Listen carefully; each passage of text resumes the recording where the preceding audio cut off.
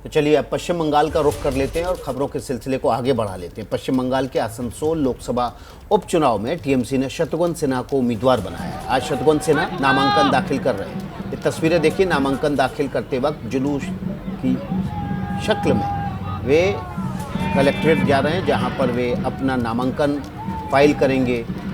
पश्चिम बंगाल के आसनसोल में लोकसभा का उपचुनाव है। इस लोकसभा पर बाबुल सुप्रियो बीजेपी के सांसद हुआ करते थे। पश्चिम बंगाल के विधानसभा चुनाव के बाद उन्होंने बीजेपी से इस्तीफा दे दिया।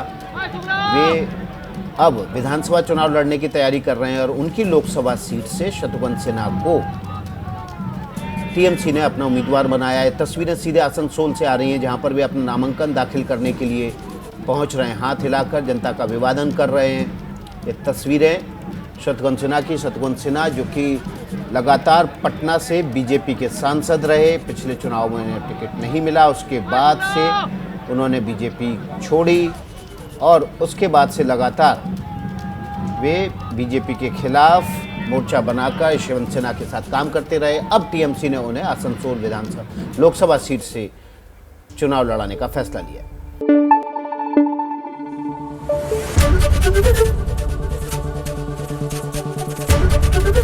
एबीपी न्यूज आपको रखे आगे।